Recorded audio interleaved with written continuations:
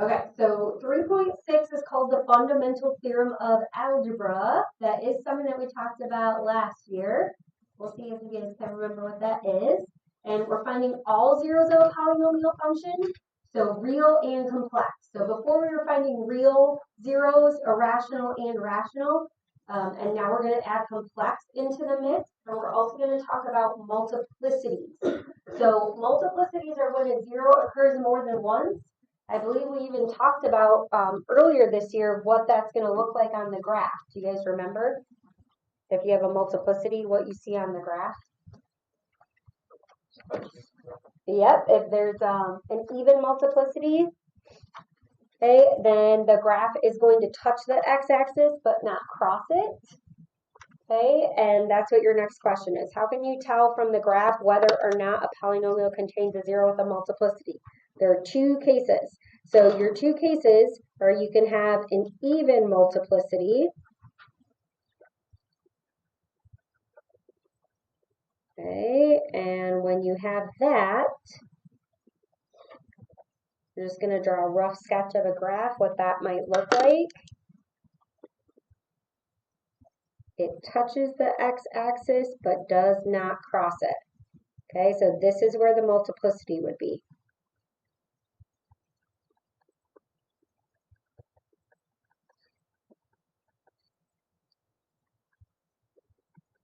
Okay, so it touches the x-axis but does not cross. Okay, so whatever that value is on x, that's where your multiplicity would be.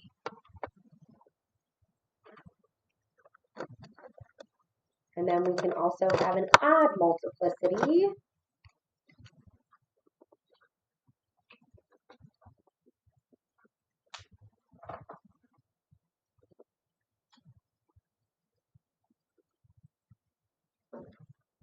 And when you have an odd multiplicity, as it goes over the x-axis, do you guys remember what I said it does? Yes, it bends. Okay, and it doesn't have to be an odd function. Like you could have something that looks like this, and then it just like bends as it crosses. Okay, so the graph bends as it crosses the x-axis.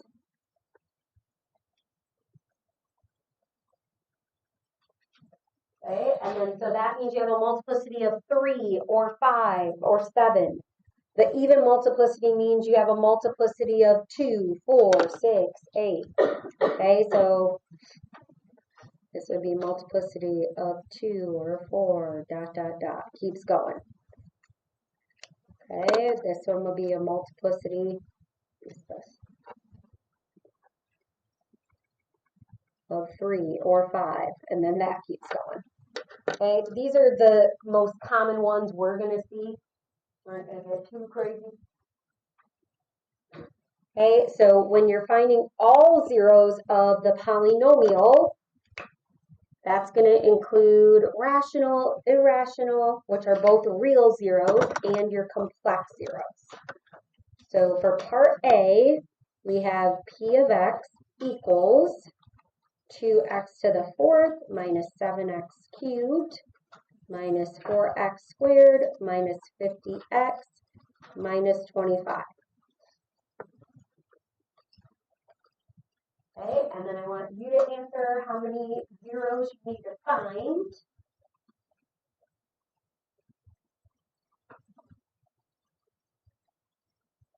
And then when we do the y, we want to use a specific term there.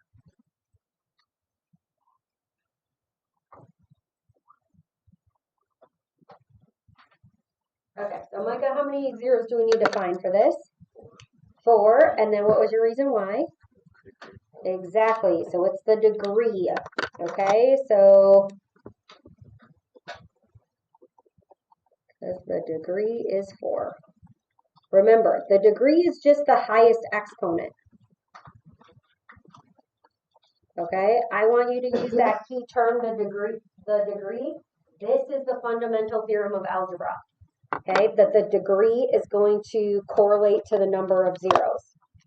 Okay, So this here is the fundamental theorem of algebra.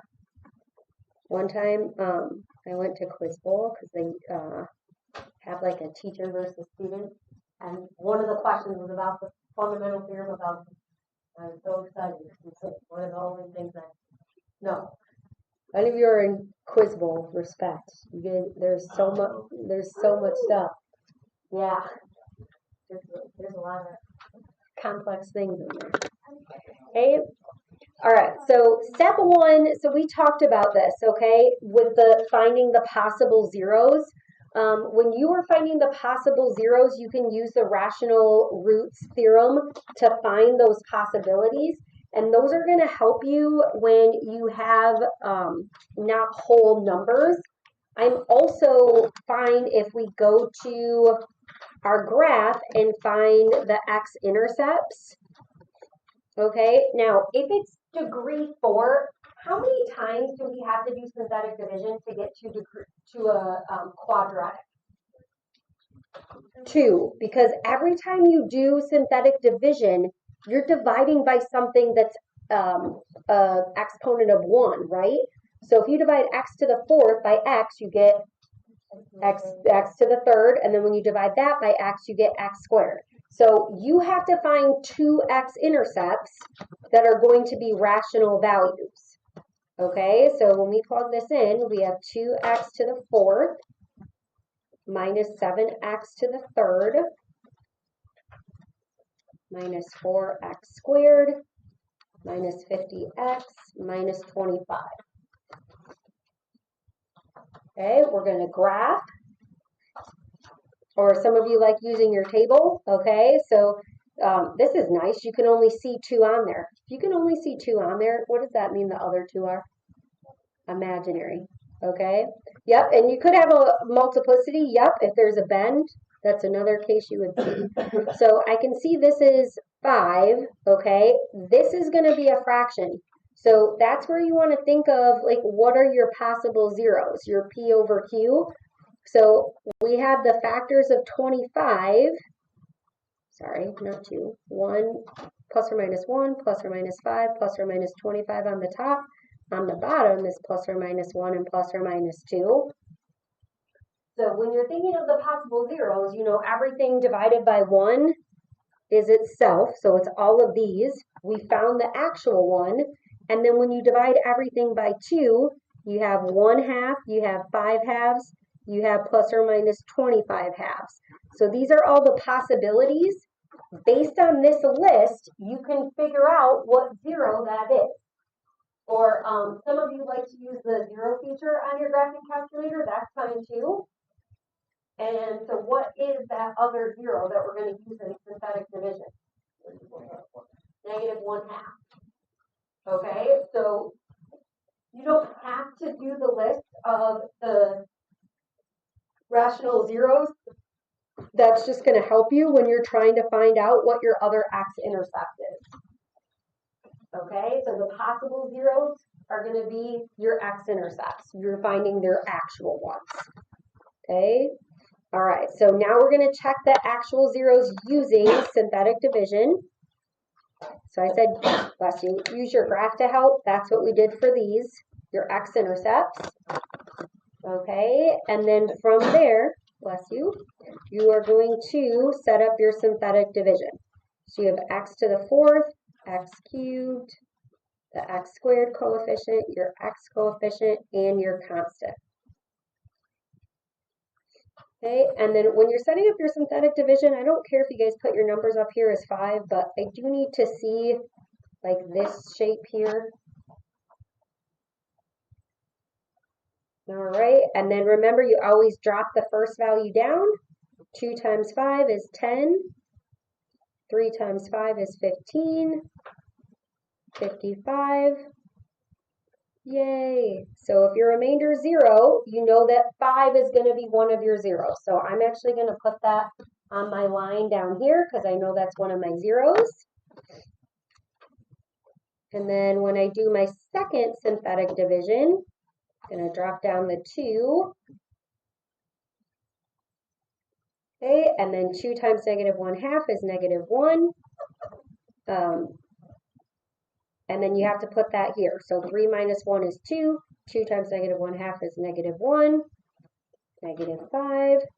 Okay, and now you have a quadratic. So you're going to solve the quadratic to find your other zeros. This is your constant or your number, coefficient of x squared. Now you also have the choice. What you're solving is you are solving this equation. If there's a GCF, you can divide everything by the GCF. What do you guys think? Yep, let's divide everything by 2. Okay, so solve. So we're going to use the quadratic formula to solve. We have x squared plus x plus 5.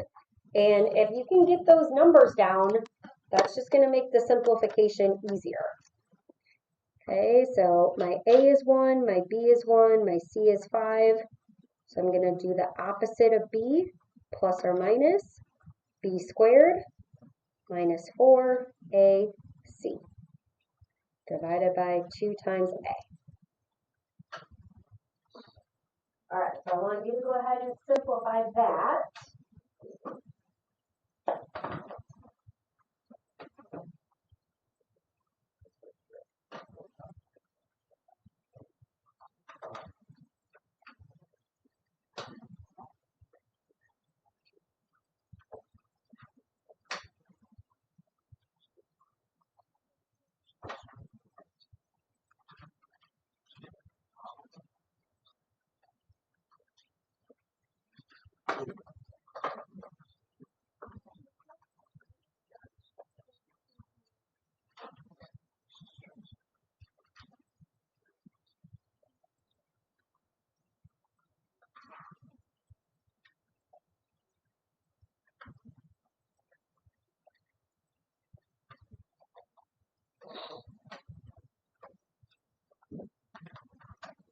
All right, so what do we get underneath the radical?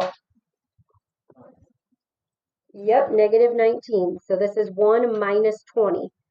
Okay, so you have negative 1 plus or minus negative 19. Each one's divided by 2. And then if you have the negative underneath, it should have the I. So remember we talked about how the other two are going to be imaginary. And you can write your answer like this, or if you want to put the I on the side, you can do that as well. So for your zeros, there should be 4 total. So we wrote the 5. We also need the negative 1/2. Okay, and then you have negative 1/2 plus or minus I root 19 divided by 2. Okay, and then it's asking you, how do you know when you're done with synthetic division? Okay, you want to keep going until you have a quadratic equation. Okay, so it's really when you have a quadratic. Give me 1 second.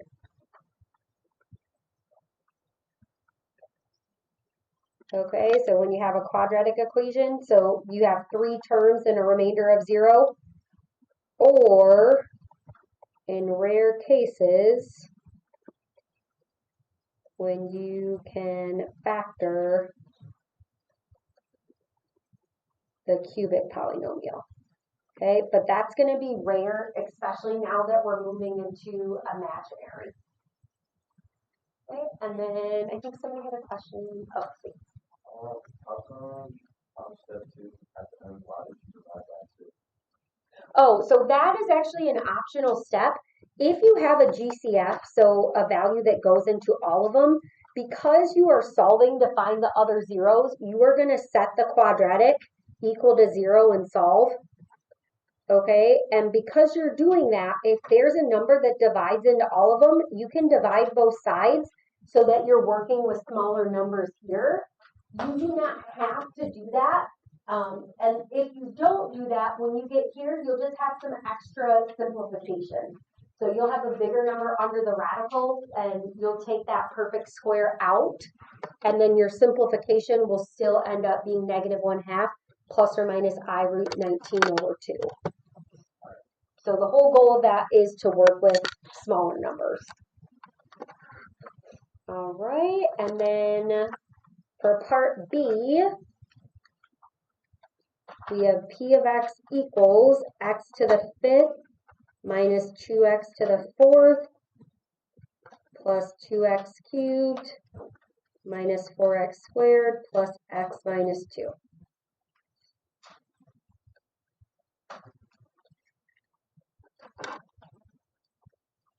Okay, and if you're looking at the possible zeros, you see how this is 1, right? Your possible zeros are plus or minus 1 and plus or minus 2. Okay, so you can find the x-intercepts from your graph. How many times are we going to have to do synthetic division here? 3 times. Yep. So you want to find 3 x-intercepts, okay?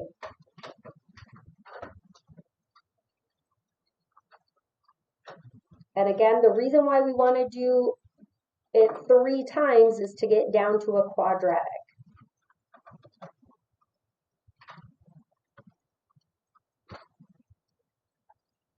Okay, so I want you to find the x-intercepts, write those down.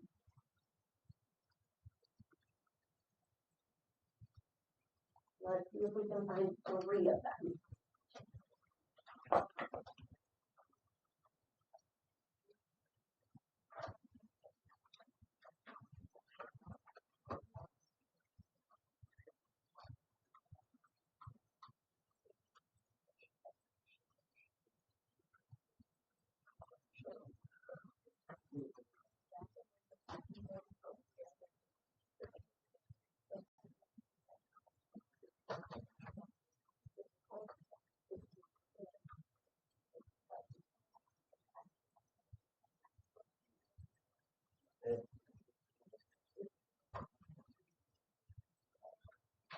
All right, so how many x-intercepts did we find?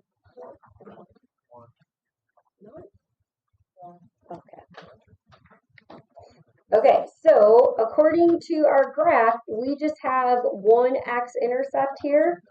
Okay, so the only x-intercept you found was 2, right? All right, so let's see what happens here. So we're going to do synthetic division. 1, negative 2, 2, negative 4, 1, negative 2. No placeholders needed here. You still got to watch out for those. All right, so 2 is my 0. I have 1 times 2, which is 2. This is 0. 0 times anything is 0. We're going to add straight down. 2 times 2 is 4. Add straight down. You get 0. Add straight down. Okay, so this is what I recommend you do in this situation. If the only x-intercept you find is 2 and you know you need 3, analyze the graph. Is this a multiplicity? Okay, so from the graph,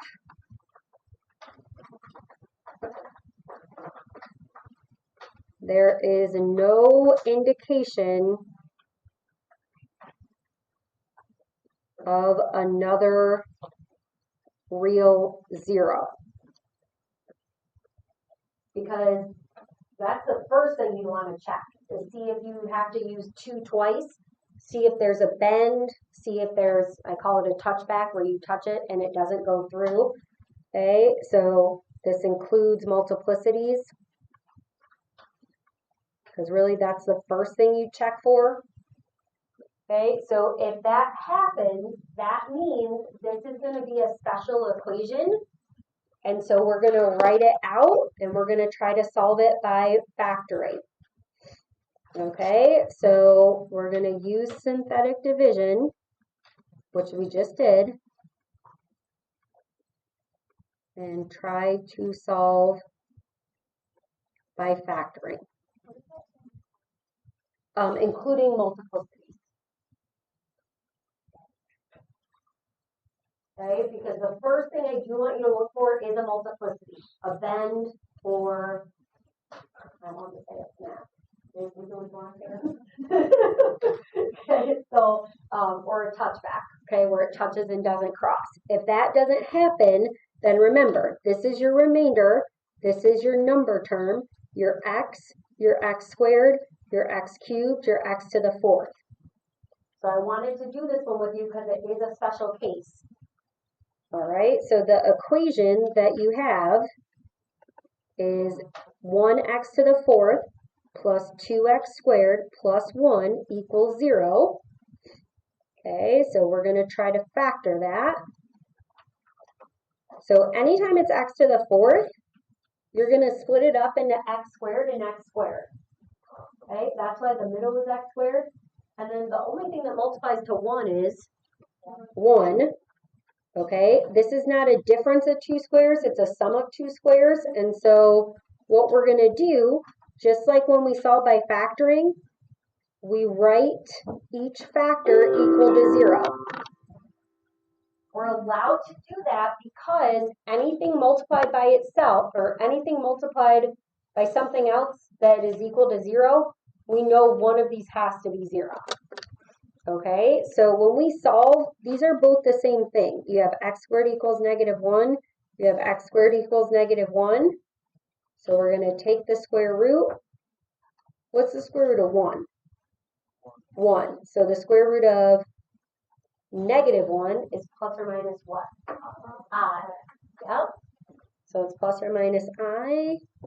And you get plus or minus I. How many zeros did you find here? 4. You did. You found 4. So when you're writing out your final answer for your zeros, okay, we're going to have to use this here. I didn't give you enough space. The first 0 is 2, and then you have I with a multiplicity of 2, and you can just write mult of 2.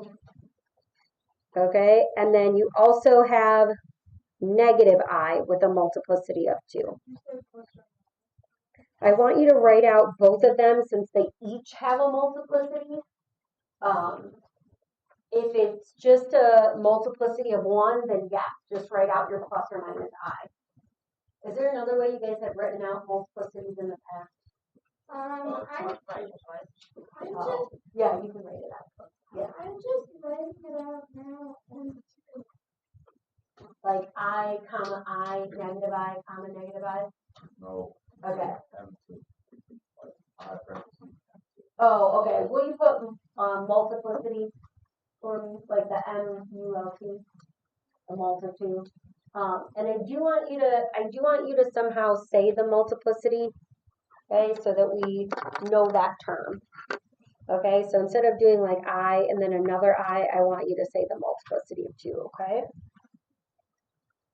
All right, and then so this is just a reminder that in some cases you may be able to factor to find all the real zeros, okay? And so we're going to do this in part C, all right? So you could do what we did for part B, okay? You can also factor this one by grouping, okay? So sometimes this happens. When you factor by grouping, because it's 4 terms,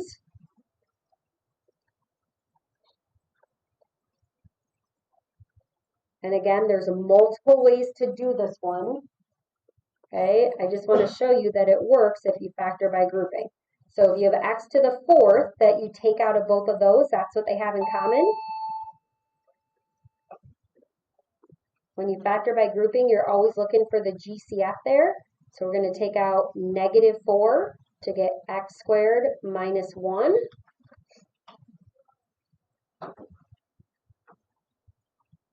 Okay, and then once you have that, what you're really doing is you're doing the reverse of the distributive property. You have x minus 4, or x to the 4th minus 4, multiplied by x squared minus 1. So you're undoing the distributive property here. If you were to distribute x minus 4 to x squared minus 1, this is what you'd have. If you were to distribute -4 to x squared minus 1, this would be the second part.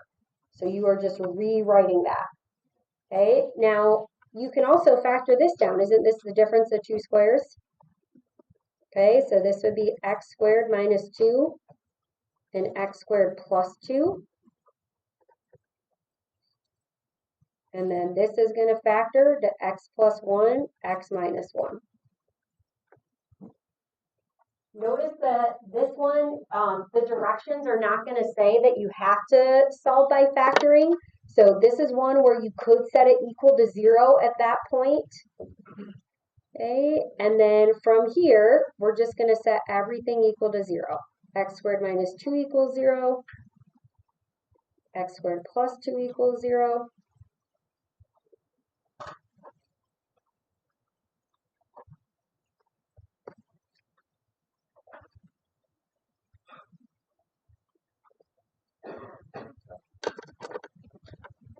Okay, so we're going to add 2 to both sides, and then we have to take the square root.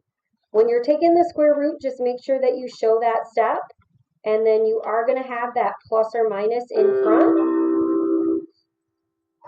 Now, when you get a negative and you take the square root, you always have to have I. So x is going to be plus or minus I root 2. And then here you would get x equals negative 1. Here you would get x equals 1. Okay, so I'm fine if you write it as plus or minus 1, plus or minus root 2, plus or minus I root 2. Okay, those are your 6 zeros. So you should have 6 zeros total. And then again, I just want to stress, this is one way you could solve it. You could also find your x-intercepts. Okay, you could get this down to a quartic function, and you could factor from there. So it could be just like part B as well. Okay, so I just want you to have those different options. All right, so this is another homework assignment that is mandatory. So I'm going to give you the rest of the time to work on this.